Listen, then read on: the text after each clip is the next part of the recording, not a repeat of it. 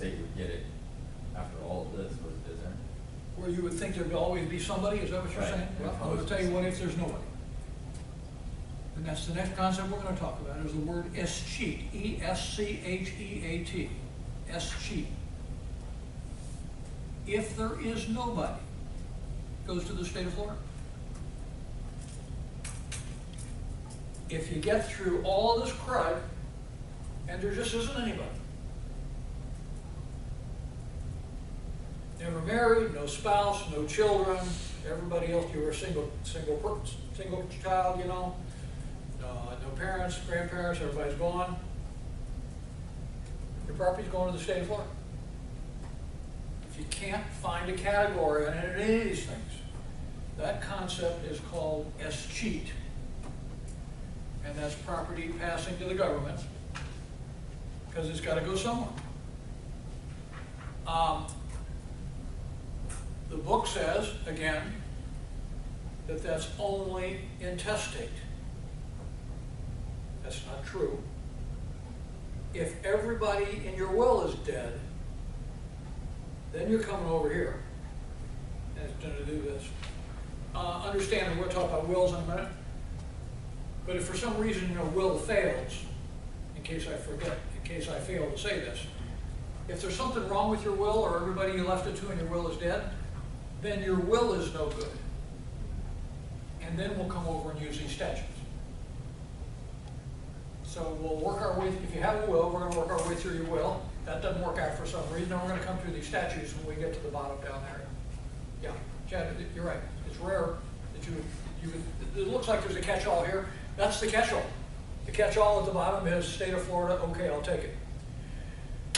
You have heard of this, I'm sorry? What if the person lives overseas? So what if I was a foreigner, I came to the United States, bought this land, but all my family's back in another country, would we try to give it back to the folks in the other country, or is it maybe a lot of the state? Yes, your family is still your family. I mean, Even if they're overseas? What we're talking about is whether your estate proceeding is brought here in Florida, or whether it's brought back in your home country. And that's going to decide which law is going to apply. I mean, if you're from Ecuador and you die and you have your estate in Ecuador, Ecuador's law is going to decide what happens to your Florida property. Your estate proceedings, we're going to talk about in a minute. You open your estate proceeding in a certain county, and that's the county where you're domiciled, and that doesn't just mean where you happen to be the minute you die, wherever your home is. Wherever your home is where you open your estate proceeding, and then it's going to be the law there, different state or even a different country. And so you're right, our law is only going to apply to people whose estates are administered in Florida.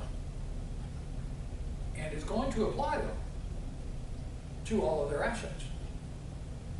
A Florida decedent who dies with Georgia property and has his estate administered here in Florida, his Florida law is going to decide what happens to that Georgia property. Okay. Now, to get it sold and all, you might have to bring a proceeding up there and get appointed and all that. The point is, it's the law of your domicile that decides what law is going to control. Okay, now, the flip side is, okay, you got a will. Let's talk about a will for a minute. You know what a will is. A will transfers your property, a written document that transfers your property upon your death.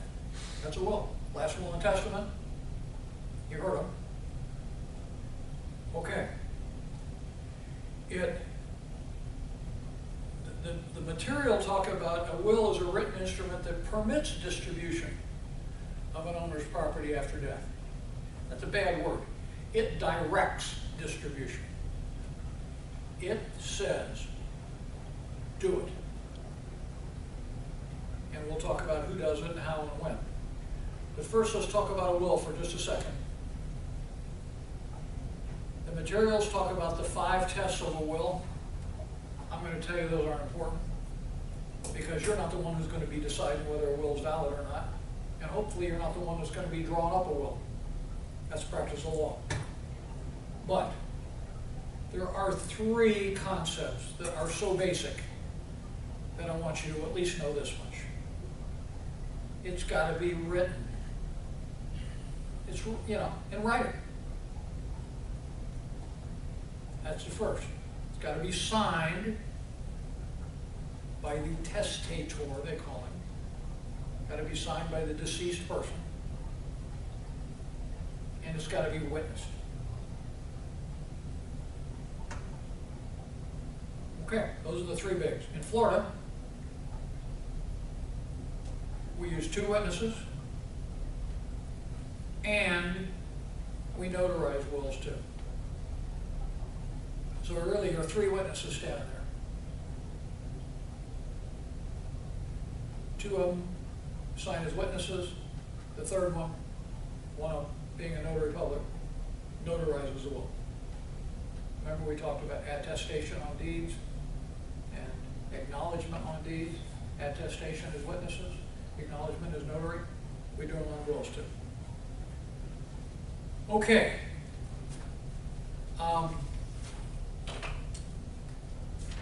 There is a concept that I'd like you to be aware of that's kind of interesting regarding wills. Just 2 or 3 things I want you to understand about a will. You got the requirements now. It's got to be witnessed. It's got to be in writing. Got to be signed. A couple of interesting things that you may not realize is that you can, under Florida law, totally disinherit your children if you want to. There are some places you can't. You can in Florida. You can leave all your property to your friend Joe. You don't have to leave it to your children. That's different. That's next. That's concept number 2. I want to go through that first. Everybody thinks about, you see that first level we talked to, and the other one was passing to your children. You don't have to leave property to your children. As to your spouse, there's something in Florida, and there's a type of this in every single state, that's called the spouse's elective share. And what that means is this. Now remember, we saw if you didn't have a will at all, your spouse is going to get it all. So here we're talking about what if you have a will and you have a spouse, and you don't leave your property to your spouse, you leave it to Fred. What can the spouse do about it? The spouse under our law, this is spouse, this is not wife, this is spouse, either way. The elective share is the concept. And under a spouse's elective share, and the reason it's called elective, I'll tell you in a minute, but there's a certain share of the estate that a spouse gets, period, that you cannot disinherit the spouse of. And in Florida, I think it's 30%, but it's more complicated than that. But here's what we're saying. If you leave the spouse less than 30%, the spouse can elect to take 30%. You might leave your spouse a quarter, in which case your spouse can elective share. That's why we call it an elective share. The spouse can elect to take other than under the will, and that's where the word comes from, and get 30%. Or you may have left the spouse nothing, in which case, again, the spouse elects against the will and says 30%. The reason I say it's complicated is they're the most weirdo formulas you've ever seen in these statutes to calculate what's called the share of the estate that we apply the 30% against. Things in your trust come in, things and other things come out. So it's not your gross estate, it's something called your elective estate that is created under statutes by accountants and by lawyers to figure out what assets are in, and you come up with a certain number. Spouse gets 30% of that, no matter what you said in the law. Those are the 2 concepts I want you to understand about what you can do with your property. You can do anything you want to with your property under a will, including disinherit your children, but you can't keep your spouse from getting about 30% of your estate, calculated in a weird way. Okay, now, what happens?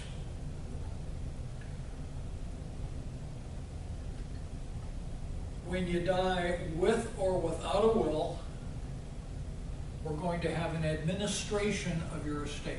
Administration. That's the term used to describe, as the text calls it, the management and settlement of the decedent's estate by the person appointed without a will, appointed by the courts. And what I want to say to you is, in Florida, we use that term, administration, whether you have a will or not. We used to call it probate if you had a will, and administration, and administration if you didn't have a will.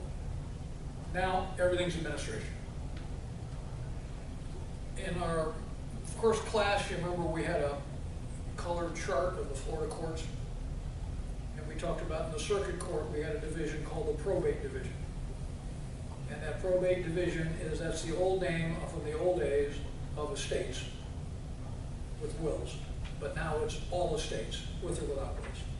So, if you die with or without a will, there's going to be a proceeding commenced in the court called an administration. One of your heirs or somebody is going to file a court proceeding called administration. I'll tell you who it probably is going to be in a minute. The first thing they got to prove as part of this proceeding is if you had a will, they try and have the court establish that the will is valid. And that's what the word probate comes from. Probate means proving that the will is genuine, that it's not a forgery, that it had witnesses, that it's real. Probate means proving the validity of the will. And whether or not you had a will, you got to prove to the court somebody's dead. And that means you file a death certificate. Or, it gets weird, but in Florida, maybe you've been missing for 7 years on a Malaysian airliner or something, and you don't have a death certificate. So, after 7 years missing, Florida will declare you dead. But you prove somebody's dead. Then here's what happens. There is a person either named in the will or suggested by whoever cranks up this estate proceeding, who wants to be the personal representative.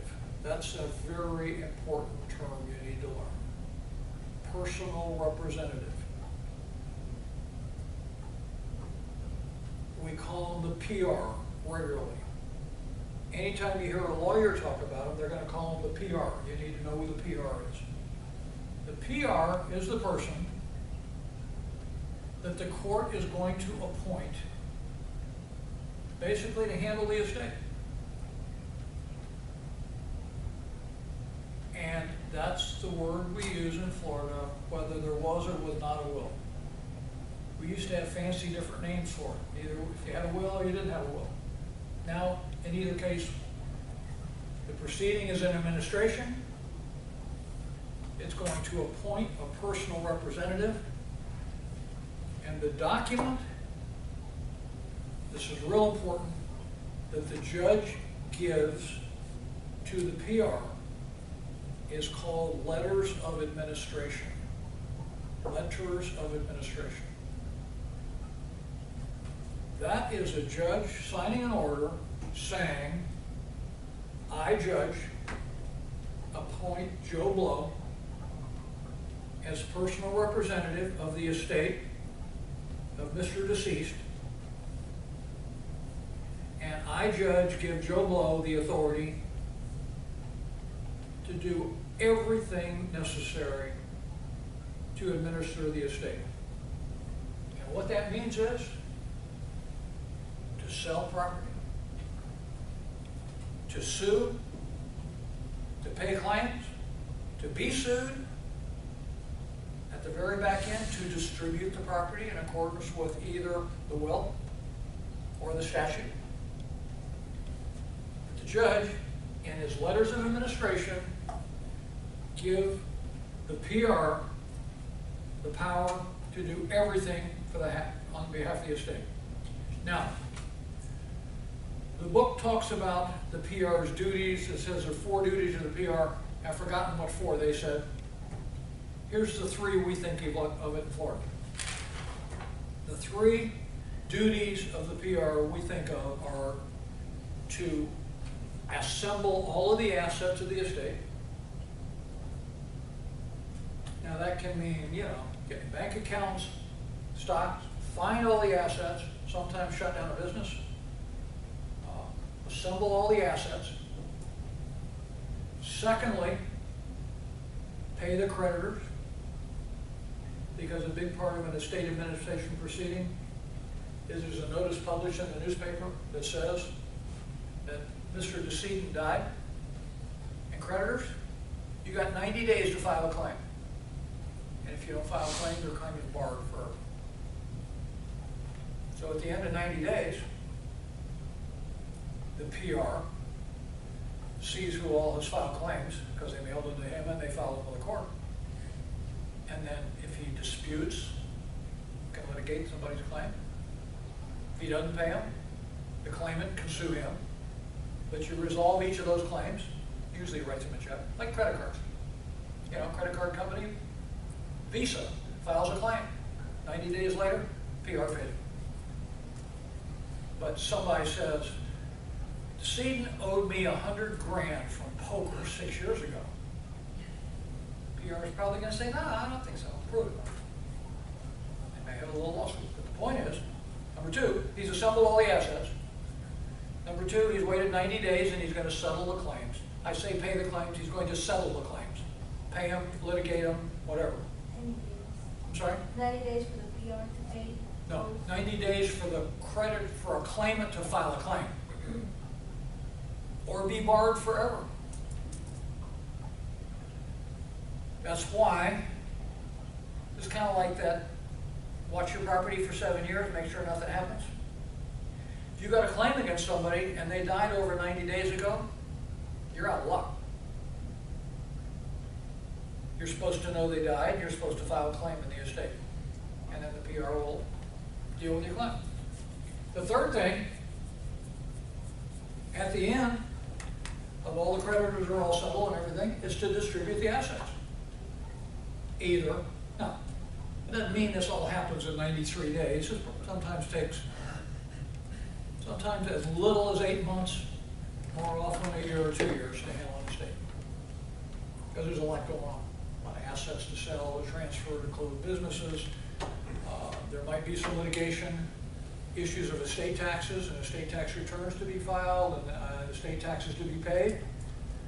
After you file, 9 months after the date of death is when you file an estate tax return, if one is required. Right now it's $5 million. It's not relevant. The point is, I'm trying to give you the timetables. In 9 months you file an estate tax return and IRS is required to give you a reply 6 months later. So we're already into a year and a half, you know. So estates take a while. What I want you to take away from this is a couple of things, because you might someday be dealing with a piece of property that's in an estate. You might want to buy something and the owner's dead. What are you going to do?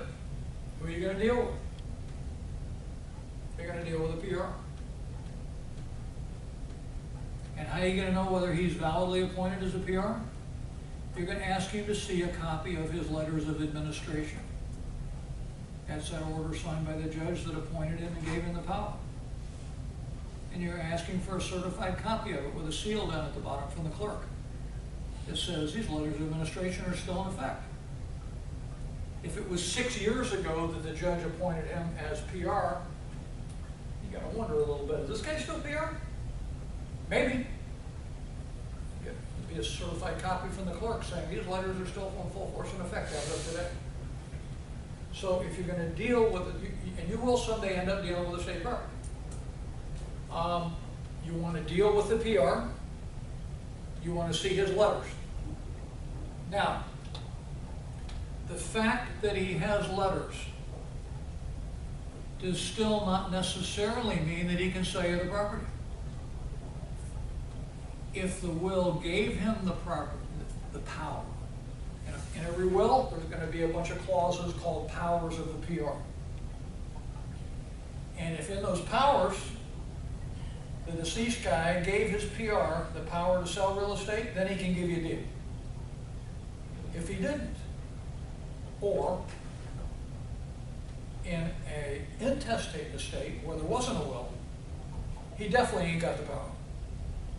Have to get a court order. You have to go into court and get an order from a judge that says the PR may sell the property to you for $250,000, and then he can sign a deed. So you're interested in seeing that the PR is properly appointed and seeing that he has the power to sell you the property. Yes, ma'am. So what is the difference between the letters, testamentary, and then? We don't use that word. I told you, everybody in Florida is letters of administration. Letters testamentary was the old word when you had a will. We now use letters of administration, whether you have a will or not. So forget that. And you know, unless you're going to Pennsylvania or something. But I mean, for Florida, forget letters testamentary. That's what we used to call them. They used to be letters testamentary if you had a will, letters of administration if you didn't. And then our legislature decided to avoid the confusion and now call everything letters of administration. So you will never see letters testamentary in Florida now. You will only see letters of administration.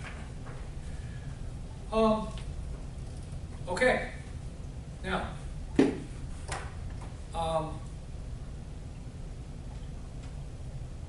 remember we talked about at the beginning, all this stuff we just talked about applies only to assets that are in the name of the decedent. Not to stuff with right of survivorship, not to stuff held by the entirety, only assets in the decedent's name, and there's no survivorship. Like maybe he was a tenant incumbent. You know, then his PR could sell his interest, somebody that the stuff we talked about. This also does not apply to assets in a trust. And today, most people have a trust. Everybody here is one of the great reasons to have a trust is so you can avoid probate. Well, that's true. If you have already put your assets in a trust, your trust is unaffected by your debt. Trust assets don't go through probate. They're a part of the trust, and the trust says what happens to them. So they're going to be, a lot of times you'll deal with somebody who is Joe Blow, trustee of the XYZ trust. Really doesn't matter if Joe Blow dies. There'll be another trustee appointed under the trust, but the trust assets stay in the trust, and the trust decides what's going to happen. It has nothing to do with the life of anybody. Okay, yes, sir. So with that, if somebody were to die, and they left some of their assets in their trust, and they had debtors, and they didn't have enough assets to pay the debtors, you can't touch the stuff in the trust? It depends on the way the trust is set up. Okay. There are certain types of trusts that creditors can attack, and there are certain types of trusts that creditors cannot attack. And there are different terms. And then is One the is PR called responsible? there's something called a spendthrift trust. And a spendthrift trust is where the beneficiary cannot get to the assets, and then the beneficiary's creditors can't take his rights. Basically what it boils down to is if the beneficiary of the trust can go get the money out of the trust, then the creditors can get it from him. But if he has no claim to it, like a trust that says, pay him the income for the rest of his life, but he can never get the principal, they can't go get it. It's all on how the trust is structured. And then is the PR responsible for paying off all of his debts, even if this? Well, not if they're more than the assets in the estate. At that point, No, the PR does not become personally liable for that. He has a job, and he earns a fee. Okay. So And this his is not a family member. his fee comes out before the creditors. So this is not a And family. so does the lawyer. This is a professional. This is a full-time job. Oh, no, it's often your spouse.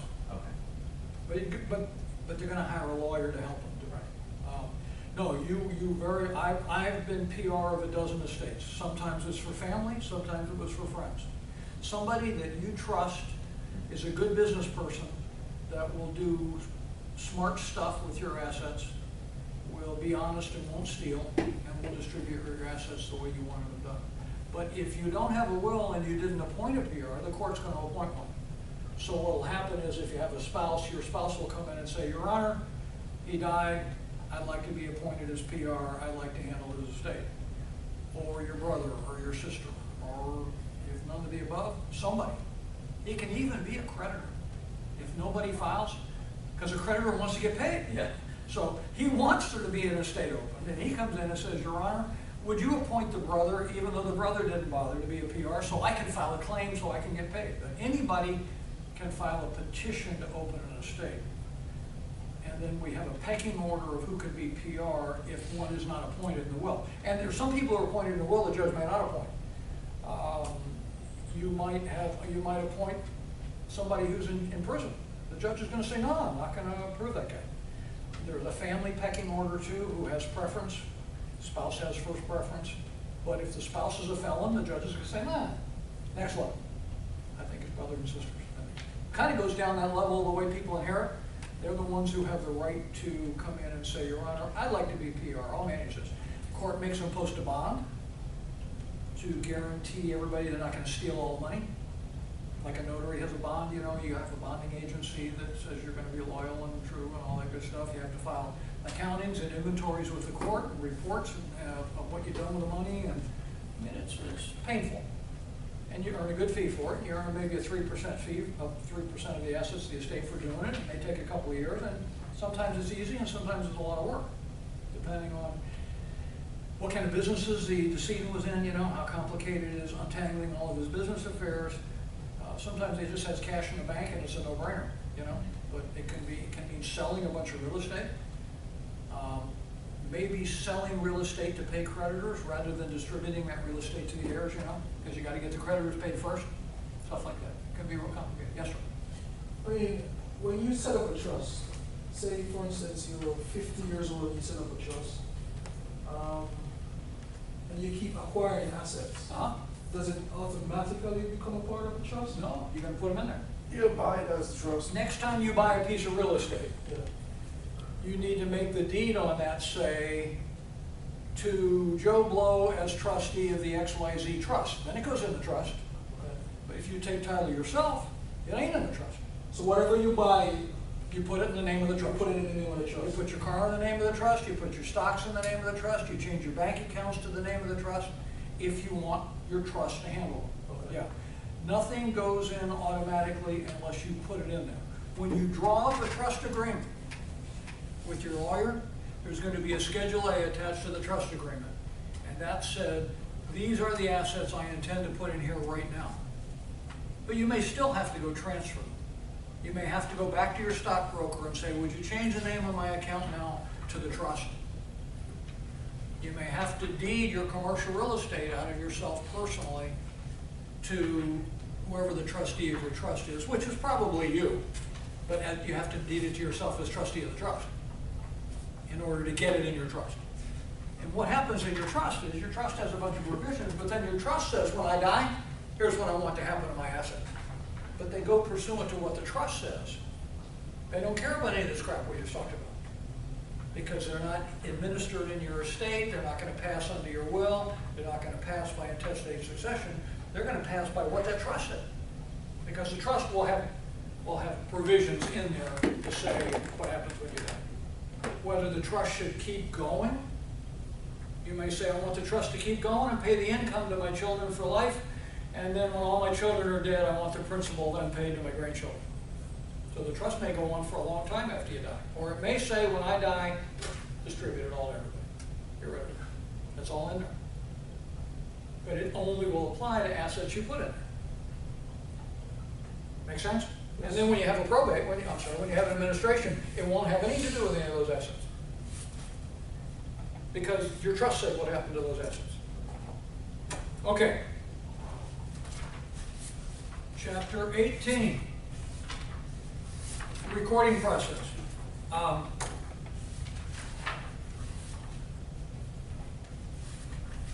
Chad, I loved it when early on you said to me, what's recording? And I apologize. It's something you so take for granted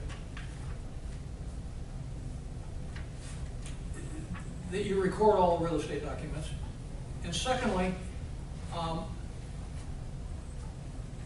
it's a hard thing to explain, and I'm going to read a passage to you to explain it.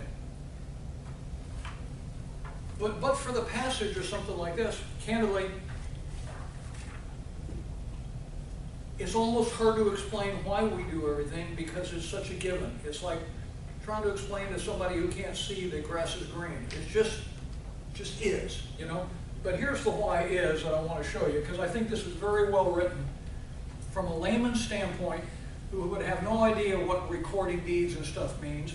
It's the two introductory paragraphs on page 434, and I'm going to read them fast because they say it 100 times better than I could in simple, non-legalese. It says, under common law, deeds and other instruments affecting title to real property were not recorded. They were not entered into the public records. Problem arose for the owners when they lost or misplaced their deeds or other documents. Even more importantly, third parties had no way of knowing that a prior transaction had taken place. Here's what this means. The person making a conveyance to an innocent party may have previously conveyed the property to somebody else, and therefore really had nothing left to give to the next party. But you wouldn't know that. So these difficulties gave rise to the need for recording statutes. The primary intent of the recording statute is to protect third parties by giving them constructive notice that a prior transaction has occurred. What we're saying is this. I own this, okay? I gave a deed to this guy. You come along and you want to buy this from me. Okay, I'll give you a deed. Great, I'd like to get paid twice. How are you going to know that I already sold it to A? I have nothing left to sell, but maybe I'm still in the house.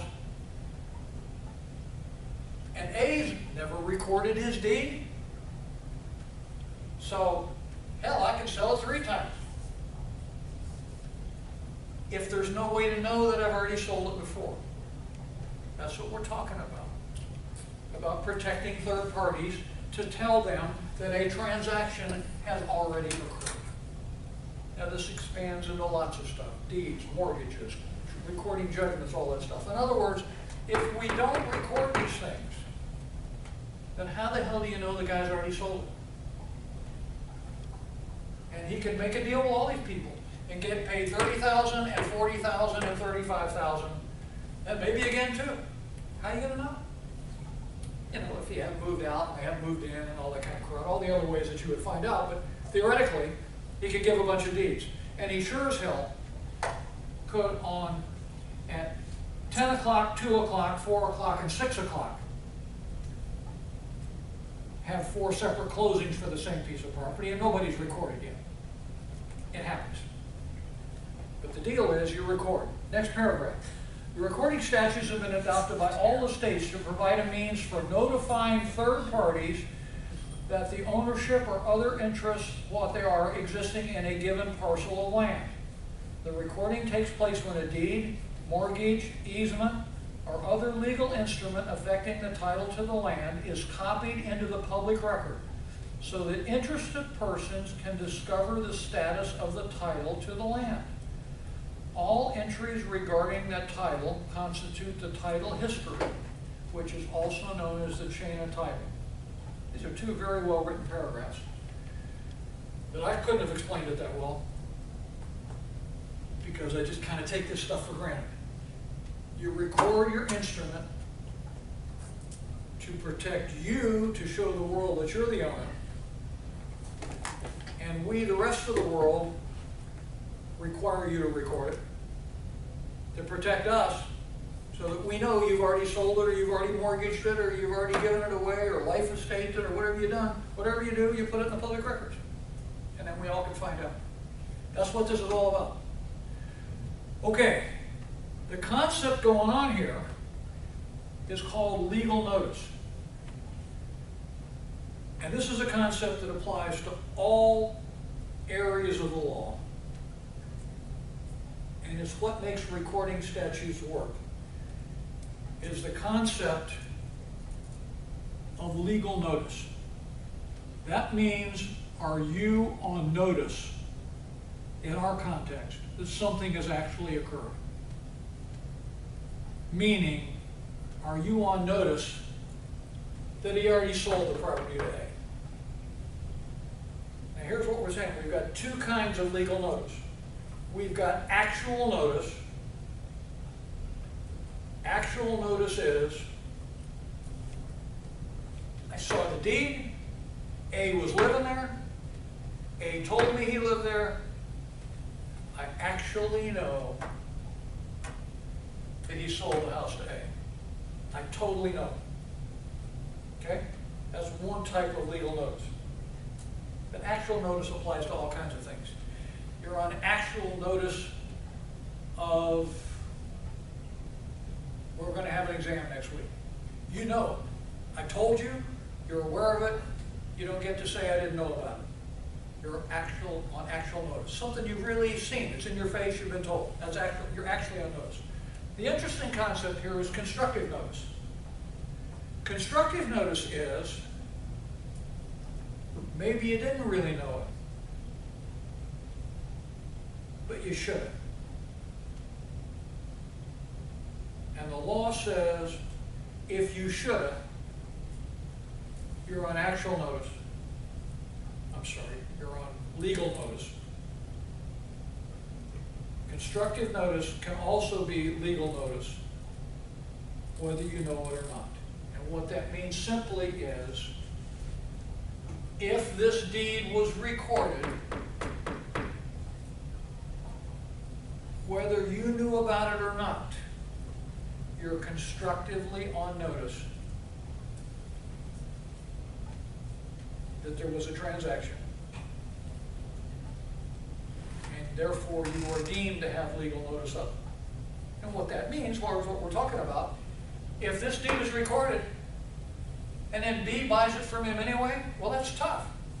The deed was recorded. And whether you knew about it and saw the deed and are just stupid, and you paid him anyway, or whether you didn't even go examine the public records and the deed was recorded and you could have found it.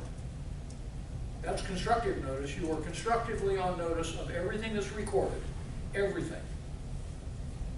Then you are deemed to have legal notice, and therefore you would take subject to, meaning B loses. Now, the concept of constructive notice is that everyone is on constructive notice of everything recorded in the public records of the county where the property is located. That's why we examine titles. We're going to talk about that some more later. That's why we examine titles, because we are constructively on notice of everything that's there. So you better examine it, because the law says you're on notice. This is the same as the old, you've heard since you were a kid, ignorance of the law is no excuse. You're on constructive notice of all the laws of this country, whether you know about them or not. This is why you have to file a tax return with IRS every year, even though they don't mail you a form anymore and tell you have to. You're constructively on notice of the tax laws. And you gotta follow them. And nobody gives a crap whether you knew about it or not. Same concept here. You are constructively on notice of everything that's recorded that affects the title to that piece of property, whether you bother to go look or whether you don't. And therefore, you're bound by everything in the public records. Okay, now,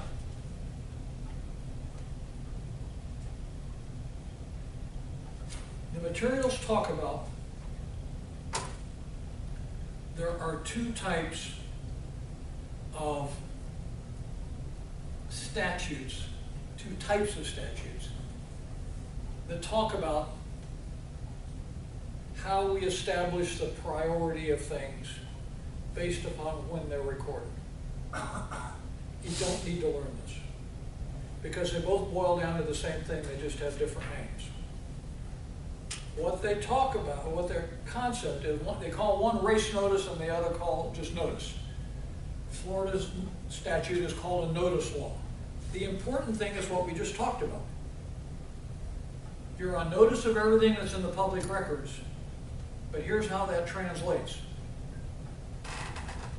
The first one of these guys to record his deed wins. Okay? First one to record wins. We establish priority of interest in real estate in Florida and in every state in the country, however they call their law, based on he who records first wins. So, if this was done in June, but he didn't record, and this was done in July to be, and he didn't record, and Steve buys a deed in August, and he records first, bingo, he wins. It's his house. That's tough for you guys. You didn't record your deed. Because, what? Because C was entitled to examine the public records and see who was the owner. This guy was still the owner in the public records. He was entitled to give him a deed, give him money, and get a deed, and go record it, and he wins. So this is important stuff. Okay, that's why we record. That's the kind of flip side of why we record. Is because if you don't, you can get really screwed. He's out his money. He's out his money. He got the best deed of all. He got the first one. Tough. And his deed is no better than his deed. Really, this guy owned it completely. There was nothing to sell here. Doesn't matter. Either one of you recorded, you both have nothing. This guy wins it all. But you got to go record. That's the whole baloney they're talking about race notice and all that stuff. It's all about whoever records first. Now, there's one little hiccup on it. It's whoever records first with no notice of these guys. If you knew about these guys, then you don't win. Okay? If you did know about them, well, then they're ahead of you. You took subject to them. It's he who records first with no notice of anything to the contrary. Let's talk about what notice may be. How about the fact that when I'm dealing with the owner of this house, some guy named A is living there? That's notice. What the hell's A doing in the house? If Bill owns it, Bill who sold it 3 times, and you're on notice of A. And when B was dealing with it, what if A was in there? You gotta wonder, you gotta go say, hey, what do you got? He says, I got a deed. Well, you ain't first anymore. You shouldn't close then. If you're C, and A's in there, and A whips out a deed, C, I own it. Number one, A, you're pretty stupid, you ought to record it. But C, you're pretty stupid if you buy it now. Now you know about it. So we're saying first guy to record wins, as long as he doesn't have any notice of anybody ahead of him. And if they record it, no matter who's in the house, he's on notice. Because he's on constructive notice of everything in the public records. Or, if there's anything else to tell him about the prior guy, like he's in the house, then he's on notice. And likewise you lose. Otherwise, first guy to record wins. Now, the recording process is described pretty well over on the bottom of page 439. there's a good simple paragraph there. I was going to read it to you, but let me just say simply, here's what we're talking about. With a deed, or a mortgage, or an easement, or lots of other things we talked about, a mechanic's lien, a judgment, any of these documents we've talked about that we're saying you got to record and you want to record, here's what you do. You go to the county recorder. Here in Broward County, it's downtown Broward Boulevard, it's where the county commission is. Okay, Broward and Andrews, downtown. County commission building, county building, county recorder. You walk in there with your original document. You hand it to the clerk and you pay a recording fee based on the number of pages. Maybe you pay some taxes. Depending on what type of instrument you have, there may be some taxes assessed. We'll talk about some of those. Your document is microfilmed. It's then put into the public records on microfilm, and the original is handed back to whoever recorded it. Used to mail it back to you, got it a month later. Now that's microfilm, they hand it right back to you. But you're taking the original in, recording means paying a fee and having it put in the public records and microfilm, and they're going to give it back to you. Yes, sir? What if there's a mortgage? Huh? What if there's a mortgage? Same thing. Or an easement, or a mechanic's lien, or a judgment, same thing. You pay by the number of pages, and then there's special taxes for special types of instruments. The special tax on deeds we'll talk about. There are 2 special taxes on mortgages we'll talk about. Certain special fees, state taxes, sales tax type things, based on deeds and on mortgages. Other instruments you pay to record just based on the number of pages. $10 for the first page, $8.50 for every subsequent page. $10, $8.50 for every subsequent page. 2-page instruments, $18.50. 10, $8.50, $8.50, $8.50 per page. Mortgages are 50, 60 pages, a couple $100 for recording. Okay, and taxes, fees, all kinds of other crap we'll talk about. But that's the deal. That's what recording is all about. Now, the concept is that for any of these instruments to be recorded, they must be notarized. Acknowledged, we talked about. Excuse me. An instrument, in order to be eligible to be recorded, the clerk will not record it unless it's been notarized. So remember we've talked about attestation and acknowledgement. Attestation is witnesses. It's not required to be recorded. And acknowledgement is a notary, and it is required to be recorded. The clerk will not accept her instrument without a notary seal on it. Deeds, mortgages, easements, claims of lien, judgments are an exception. But conveyancing documents got to be notarized. Now, mistakes get made, and mistakes get made by the clerk. Let me just say simply, and I don't want to get into this at the length that the book does, but when these instruments are recorded, they have to get posted against a piece of property. The computer and the clerk inputs them into a computer and posts them, registers them against this piece of property. So the concept we're going to talk about now is what happens when you search the title to this piece of property. The clerk is supposed to have indexed all of these deeds and mortgages and judgments and everything against this piece of property. But mistakes get made. And we're going to talk about what about mistakes in a minute, but sometimes the clerk screws up and doesn't post them right. If that's the case, and you went down there and searched the public records, you'd never find the recorded deed day. Well, that's a problem. Clerks made a mistake. Clerks are human. Or maybe in the deed, instead of saying lot 1, block A, maybe the deed said lot 1, block B, but they really meant lot 1, block A, you know, so this stuff happens. And we're going to talk about that in a minute. The point is, the system is not perfect, but that's how it works.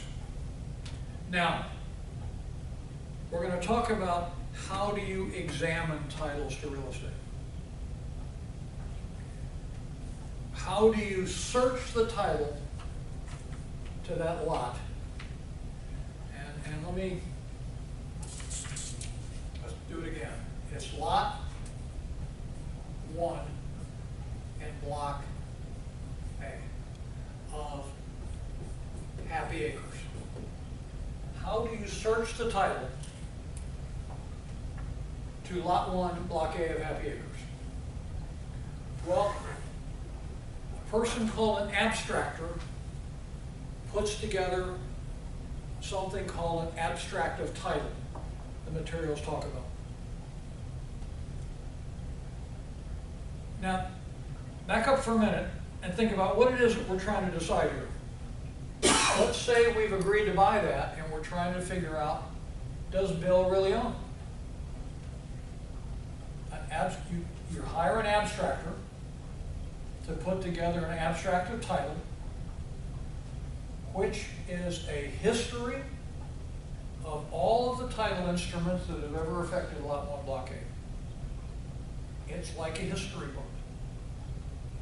It tells you that back in 1928, Sam sold it to Mary. And in 1935, Mary sold it to Jane. And Jane sold it, and in 2006, somebody sold it to Bill. And it tells you all the mortgages. It tells you all the easements they've granted. It tells you all the judgments that have been recorded against these people. It is the history of the title to a certain piece of property. That's called an abstract of title. Now, having told you all that, I now need to tell you that we don't do it that way anymore.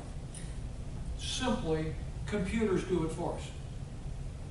Computers keep track of all of the instruments that were ever recorded to affect the title to lot 1, block A. So what we used to call an abstract of title, we now call a chain sheet. It is the same thing. It's a list of all the instruments, and it tells you all about each one. And just like when we looked at all those deeds, then you can go get copies of them, and you can look at them, see if they were all done right.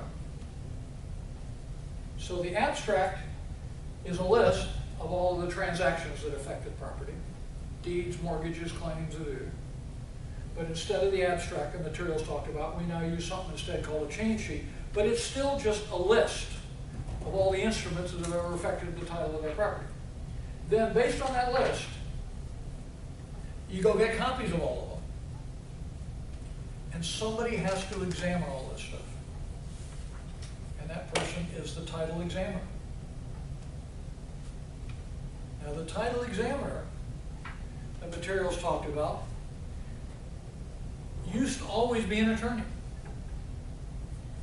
And the attorney, and I used to do this, would write what's called an attorney's opinion of title. I'd write a letter. I certify that I'm a member of the Florida Bar, and I certify that I have examined title to lot 1, block A of Happy Acres, and I certify that as of such and such a date, which is the most current date of my title information, I certify that Bill owns it, and I certify the following mortgages.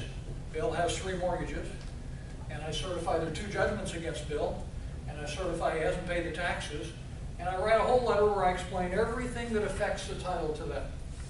That's an attorney's opinion of title. Okay? But attorneys don't do that anymore. But the book still talks about it. Attorneys don't do it down here anymore either. And there are 2 reasons for that. Number one is, attorneys don't want the liability anymore. Now that that piece of property is worth $7 million, if I make a mistake, I don't want to make a $7 million mistake when I write you that attorney's opinion. You can't pay me a fee big enough for that. And secondly, if I'm wrong and you want to sue me, I ain't got $7 million either. So it ain't that great ain't that great a piece of paper to protect you, the fact that I wrote you a letter and said you're fine. If I wrote you a letter that said I certify the title is good and you're only paying $3,000 for it, I can probably cover it. But as property became more and more valuable, attorneys didn't want to be responsible. And parties who were going to rely on those attorney opinions wanted somebody stronger than the lawyer standing behind it. And if you're with a 500-man law firm, well, that's pretty strong, standing behind it, they're liable too. But that ain't always the case. So the concept came up of something called title insurance.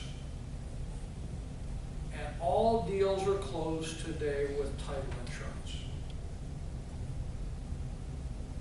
And what title insurance is an insurance policy, like it says, that insures the title. So if you're the buyer, a policy of insurance that you pay for one time insures you, the buyer, insures A. Now, say A didn't record. Insures B for the amount of his purchase price. The insurance company says, I, the big fat insurance underwriter in Omaha, Nebraska, guarantee to you, Mr. B, in the amount of $100,000, which is what you're paying for the house, I guarantee you that Bill owned it, and you got a deed from Bill, and now I guarantee you that you own it to the extent of $100,000. So that if A comes along later, or C comes along later, the title company is going to defend your claim. The title company is going to defend any claims against you, anybody who sues you and tries to take it away from you. And if somebody does take it away from you, they're going to pay you $100,000. And they're going to pay your lawyer to defend you. And they're a big, fat, rich insurance company. So they're better standing behind this guarantee than is a lawyer.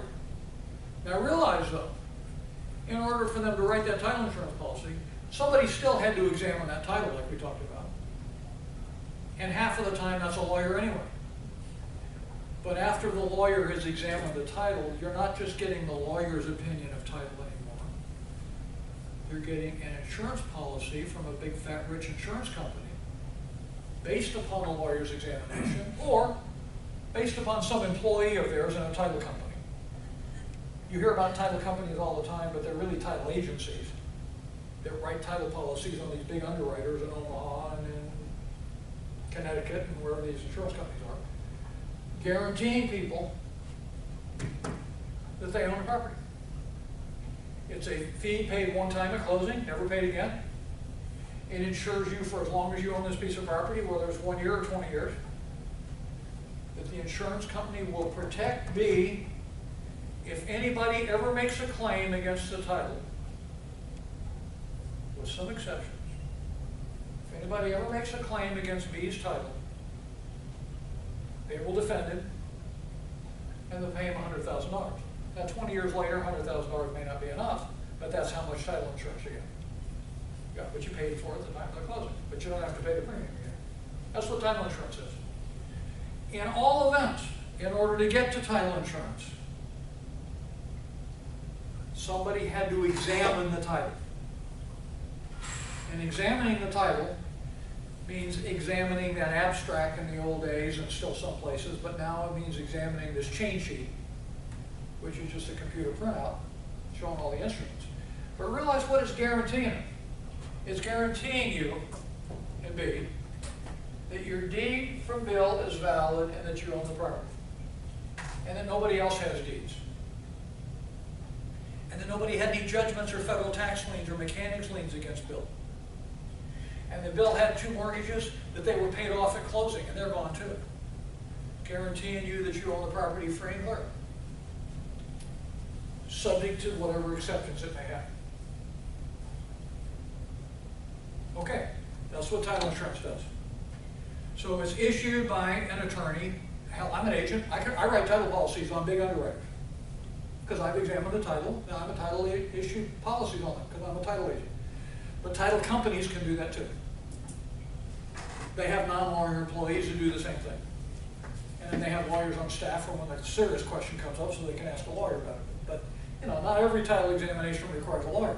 Pretty easy to examine the title of this house. If there are no mortgages and no claims, all I gotta do is look at Bill's deed, see if it's any good. See if he got it from him and he got it from her and then, you know, back through the chain. It ain't that tough. Unless there's some complications. Unless back here, this guy died. You know?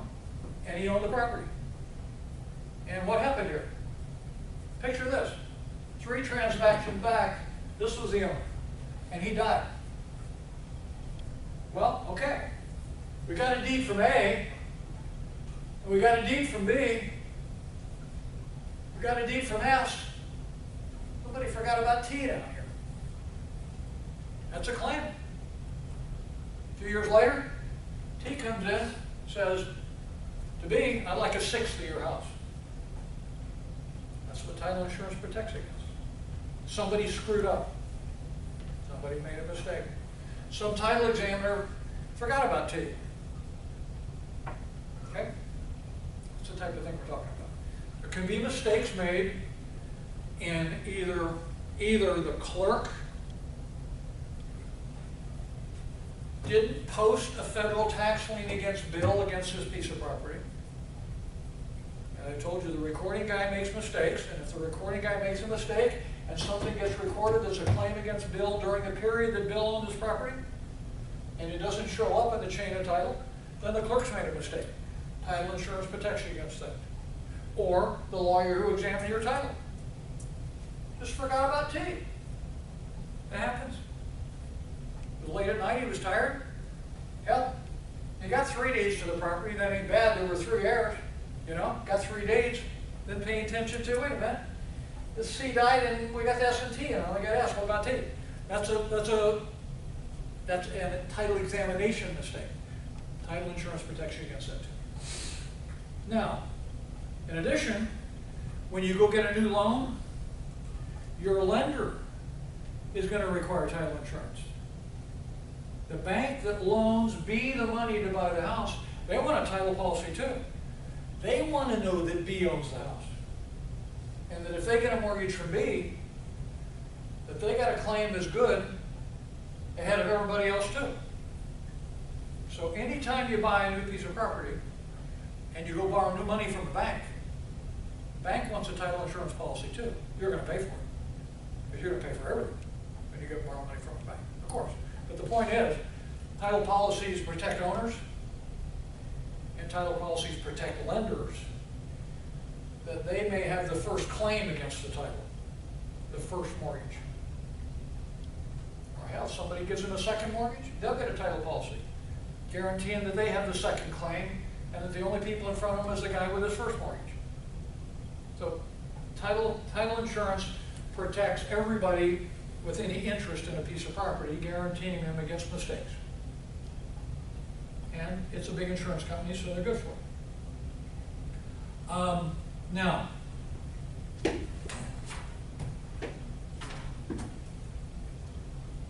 materials talk about one other thing that I want to tell you to forget it. And it's this thing you may have read if you read the chapter called a Torrens certificate. We don't have them.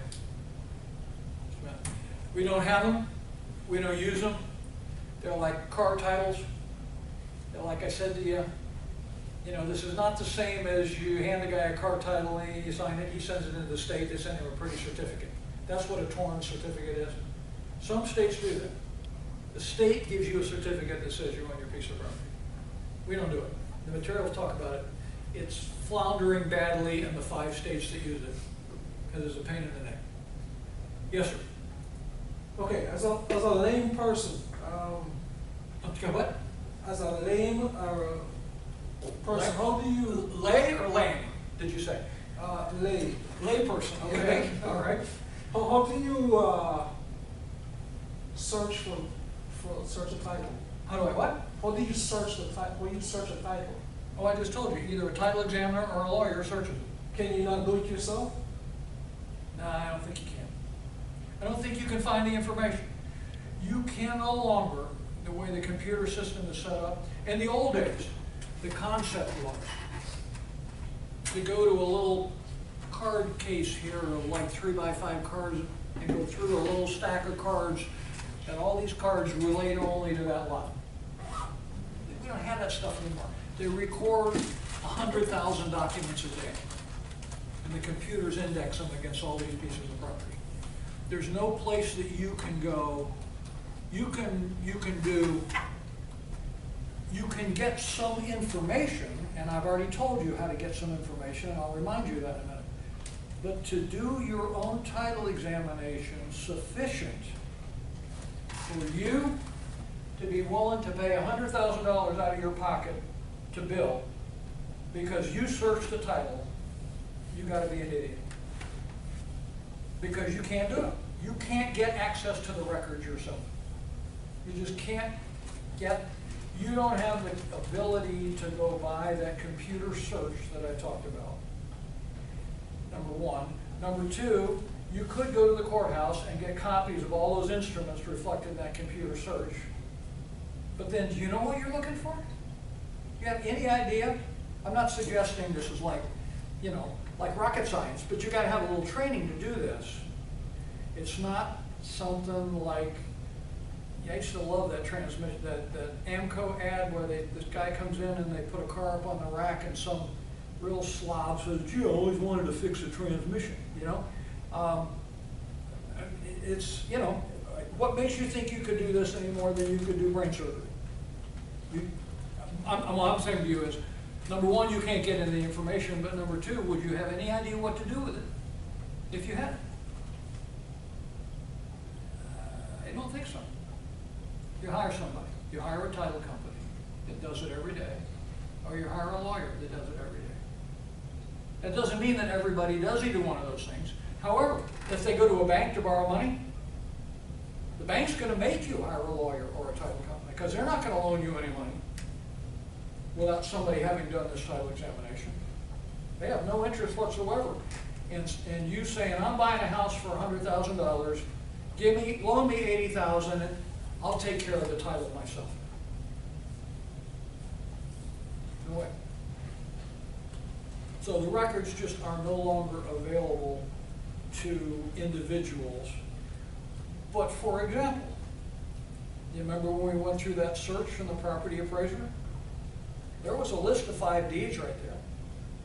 I mean, you can go take a look at that. You could get that printout from the property appraiser. You could look at those 5 deeds. You could get copies of those deeds from that search. You actually, remember in that sales history down in the corner of that search, we looked at those books and pages? You can actually click on that book and page and see that deed, pops right up. So you know what you're looking for. And secondly, what about mortgages and judgments and tax liens and mechanics liens and real estate taxes and sewer liens? How are you going to figure out all that stuff to decide the title is perfectly clear, okay, I'm willing to pay him $100,000 now? I'm just saying it's like, do you do your own surgery? No. So go hire somebody who knows how to do it. I'm sorry, that sounds elitist, and I don't mean it that way. It's just not designed, the system is not designed for the layman. It's just not. And it's all computerized now, and the people who can get those searches on computers are all paid fees to abstracting companies that search out all these instruments and supply. Each time somebody does a search to that, they got to pay the company that has the data in their data banks $225 just to supply them that information. And that's not even copies of the documents. Then they got to go get copies of the documents and read them. But then you got to know what you're looking for. I mean, would you have known in all this that I should have had a deed from T 25 years ago? I don't know. Would you go read this guy's estate 25 years back to find out who inherited his property? Probably not. But that's what the abstractors do. So it's just, no. Bottom line, I'm sorry, I overdid that. Answer is absolutely not. There is no way you can do this yourself. It's just not self-help. It ain't like changing your own oil. You can't do it. Okay, anything else? Okay.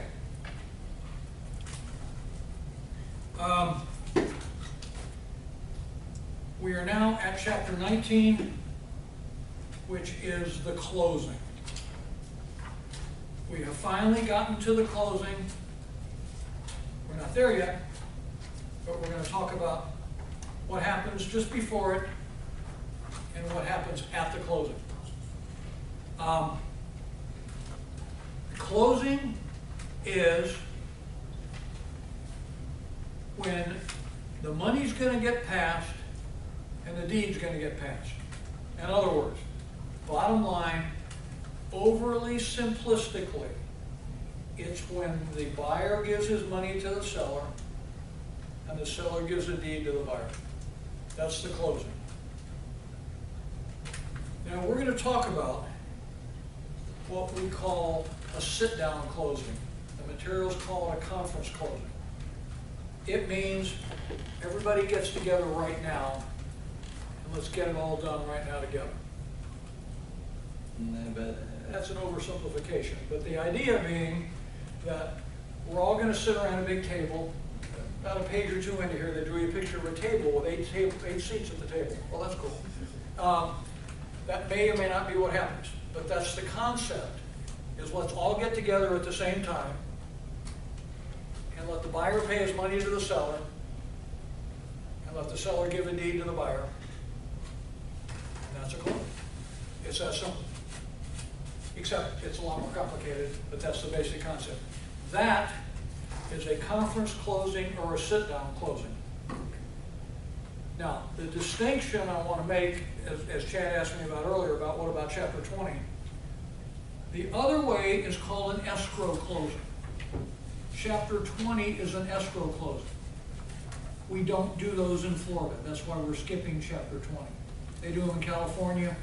They do them in some other states. What it simply means is nobody sits down together and does anything.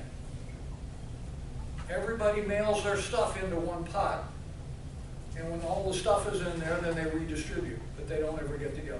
In other words, they collect everything in escrow, they collect money, they collect documents, they collect all this stuff, and then whoever the escrow agent is sends the seller some of the money, sends some money here, sends some money there, sends the buyer his deed to record and all that, but they don't all get together. We're talking about a get-together. But here's what I want to say to you about a get-together. Get-together was the way it used to work when people didn't have 3 jobs and when people were not as busy as they are now. You're going to find that a lot of times people just can't come to closings and they don't all end up sitting down together. It doesn't mean it's really an escrow closing. They still have a closing where conceptually they were supposed to be there, but they may not be able to come. They may send their broker. They may send their lawyer. They may just send their documents. But the concept of the type of closing we're talking about is at this very minute, it's going to happen, whether you're there or not. That's called a sit-down conference closing. Okay, now the materials want to walk you through who the parties are. Who might be sitting at that table that they drew you a picture of, which could just easily be this table. Everybody's sitting around with a bunch of papers, and I love this line. The first person they say might be present at the closing is the broker. They say because the broker has an economic interest in the closing, he usually participates in the closing document preparation, and he's present. There's a line I just love that I got to read you. It says, this is right above, on page 455, right above the little picture of all the people sitting around the table. They look like the little things that kids play with, those little critters. The line above that, it says, in the absence of an attorney representing the seller, the broker will explain the closing process to the seller as it unravels thus reducing anxiety and confusion at the closing table. The word unravels means to me, as it goes down the toilet, unfolds or moves forward, but unravels is like falls apart. The 6th, 7th, and 8th edition of this book have that same sentence in it, and I just keep thinking, hasn't somebody written into this author and said, for Christ's sake, I'm a broker, and it doesn't all unravel when I come to the closing, you know. In any event, the broker may be there, but he really doesn't have a hell of a lot to do with the closing. He's already earned his commission. We already talked about that stuff. Broker's earned his commission. He's there to get a check. Make sure it closes. Schmooze, shake hands, congratulate everybody, and give me my check. All right. There may or may not be an attorney. If there is an attorney, he more likely represents the buyer than the seller, because there's a lot more legalese type things that have to happen for a buyer than for the seller. Materials talk about the role of the attorney varies based upon the state and the type of closing and local custom, but bottom line, the attorney explains the documents, explains, you know, what everybody's signing and why, talks to them about title insurance and their documents they're signing, note, mortgage, etc. Understand that 90% of what the attorney has done has been done in advance by reading the contract and examining other documents and examining all of these closing documents. He's read them all in advance. Nobody sits there at the closing and reads the 23-page mortgage. You ain't got time for that. We got another closing in a half hour, you know, sign it. So, but conceptually to me, what an attorney does is also make sure that everything that occurs in the closing is what the contract said was going to occur. You got an 8 or 10 page contract, and it talks about all the things that are supposed to happen prior to the closing and what's all going to happen at the closing and who's going to pay what at the closing. It's the attorney's job to make sure all that stuff happens in accordance with the contract. Now, as I told you, the best thing an attorney can do for you is help advise you to get the right stuff in the contract. But once you've agreed, and once buyer and seller have agreed in the contract, and the attorney just wants to make sure his client gets what he bargained for in the contract. So it's making sure that everything takes place the way the contract said it would. Now, there's another person at the closing. The materials call him the settlement clerk. We call him here in Florida the closing agent. Now, that very well may be the same lawyer we just talked about. It might be the buyer's lawyer. But this is the person whose job it is to see that all the documents that need to be signed get signed, and the one that needs to be recorded get recorded, and handles all the money. This is the person that gets it done. Pushes the papers, handles the money. That's called the closing agent or settlement agent. Sometimes it's a title company representative. Sometimes it's the buyer's lawyer. Somebody's got to do all this stuff. Now, we're going to take a step back and talk about preparation for a closing. What took place after the contract was signed in the 3 weeks, 6 weeks, 8 weeks, 12 weeks, whatever it took from the time the contract was signed until we all sat down at that table to pass some money and documents around. We're going to back up and talk about how did we get here. And the first thing we're going to talk about is what has the buyer done prior to closing.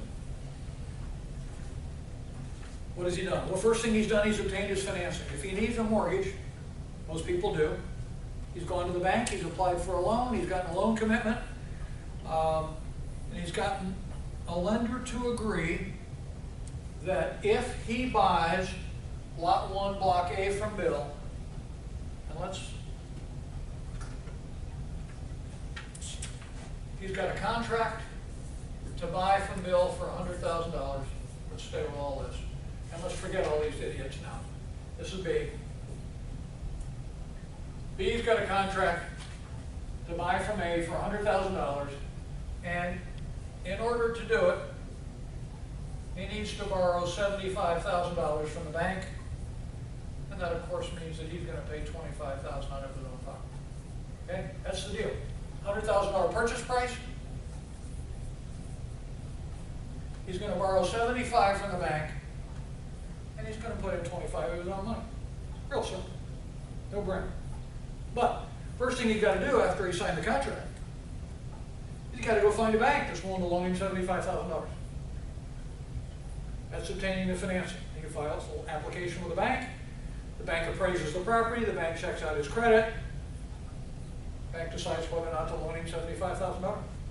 That's got to get done. Secondly, somebody, Andre, has to examine the title on behalf of the buyer. Now, in our situation, even if he wanted to do it himself, and even if he could get access to the information, the bank is going to say, hell no. The bank says, we want a title insurance policy, and they're not going to get it unless somebody has examined the title. So the second thing is, and our sales contract talked about all this. Our sales contract talked about seller's going to supply title information and buyer has a certain number of days to examine it and all this stuff. Second thing he does is he gets the title examined. Third thing is he's got to find insurance. Got to line up insurance on the house because he wants insurance. Secondly, because the bank ain't going to loan him the money unless he gets insurance. And remember what insurance on a house means in Florida. Insurance on a house in Pennsylvania means get one insurance policy. Insurance on a house in Florida means get 3 insurance policies, because that's how it works down there. Most properties have what's called a hazard policy, and that means fire and extended coverage. Up north, that's all you got to get. That's everything. However, all fire and extended coverage policies say except flood.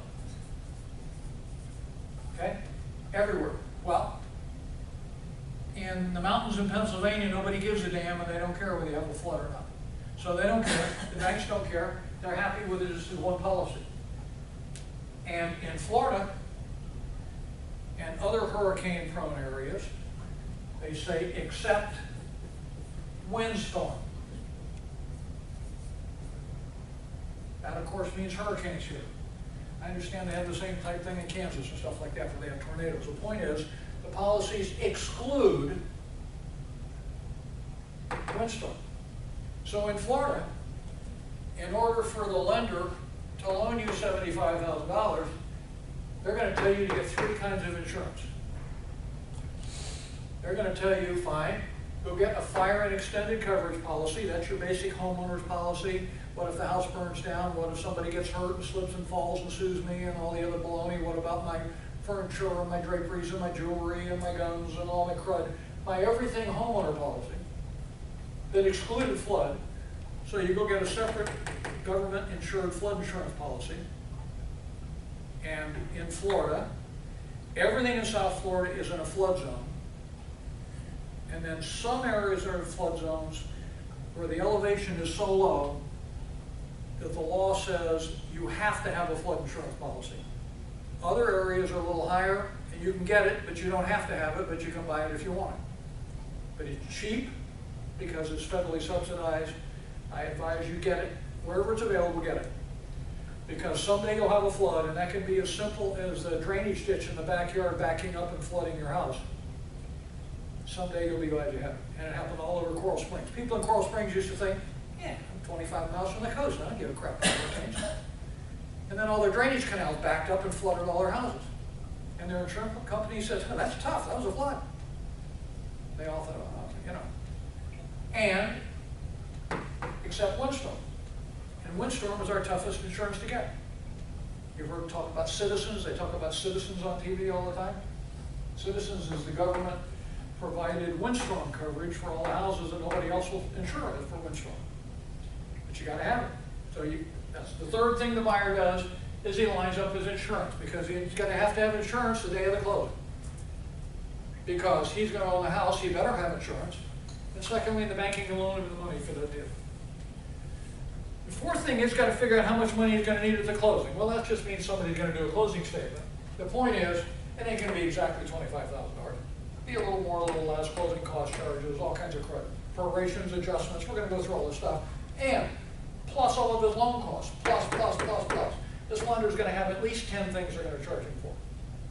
Can owe all those. Gotta figure out how much money's due so he knows how much to bring to the closing, which means to wire to the closing. He's gonna want to inspect the house one more time.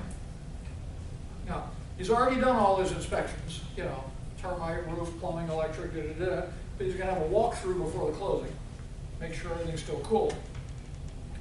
And the material said that's it. And they mention in there, oh, by the way, he might want to get a survey. And I say to you, oh, by the way, that ought to be like number 2 up there. Get a survey.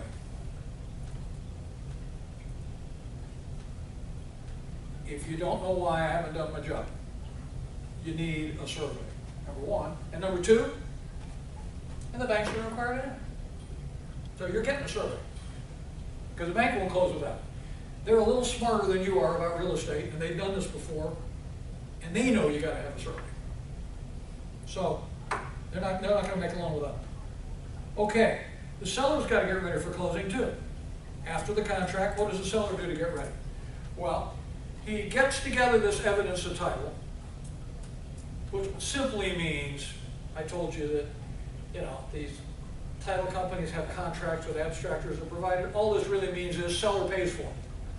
Seller's going to pay for the title evidence. He's going to prepare the deed, but no, he's not.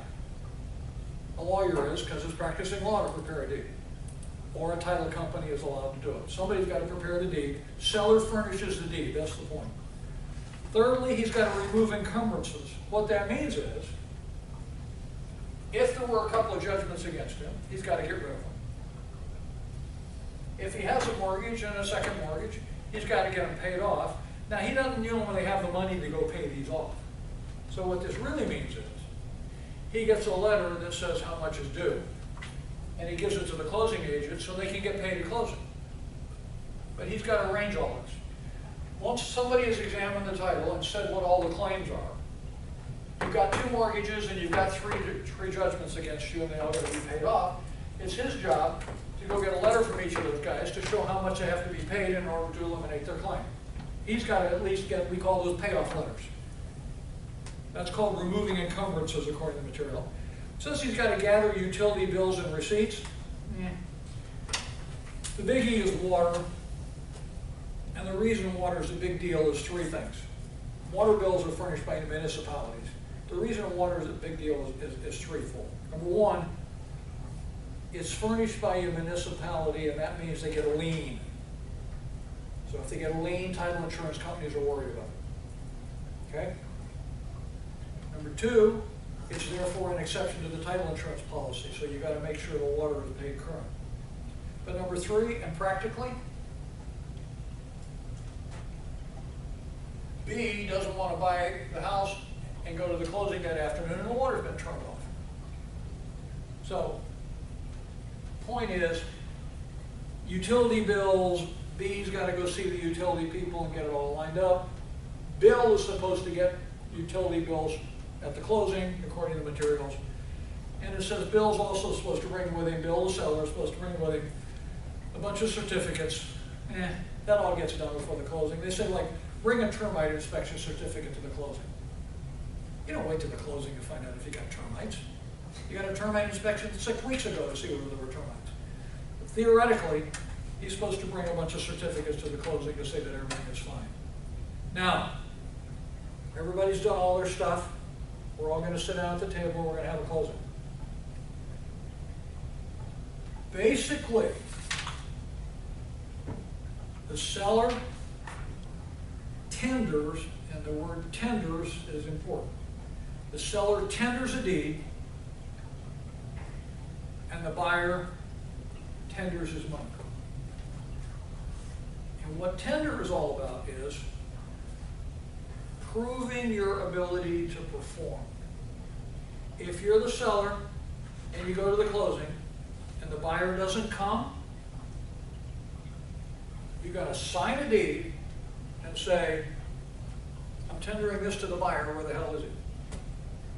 Conversely, you're the buyer, and the seller doesn't show, same thing.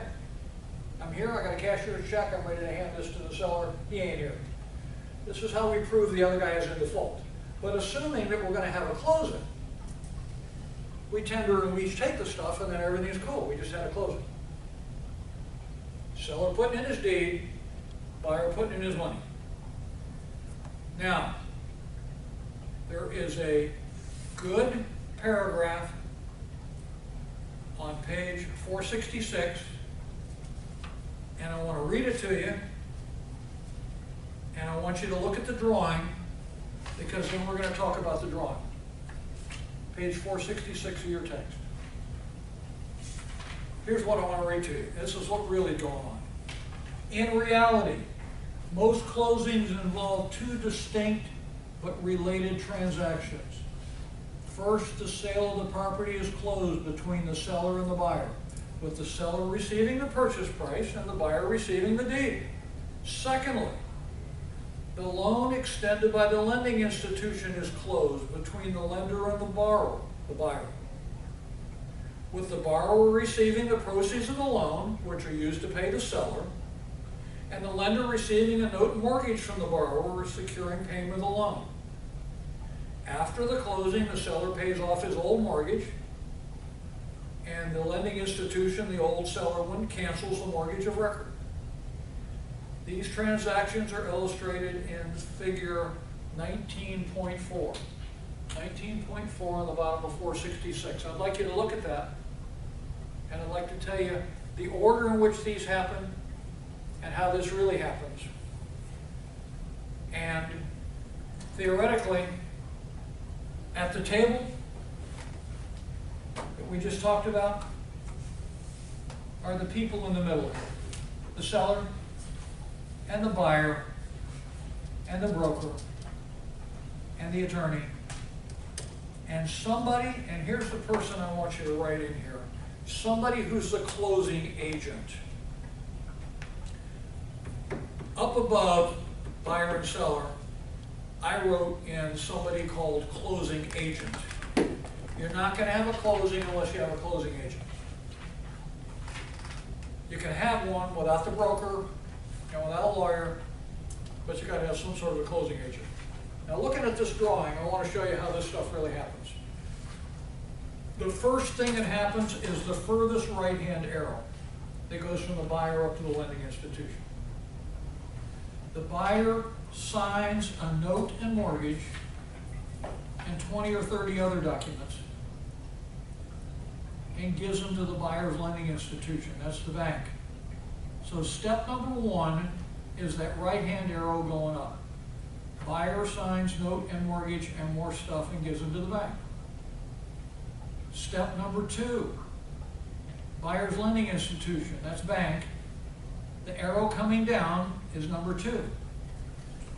Then the lender gives some money to the buyer,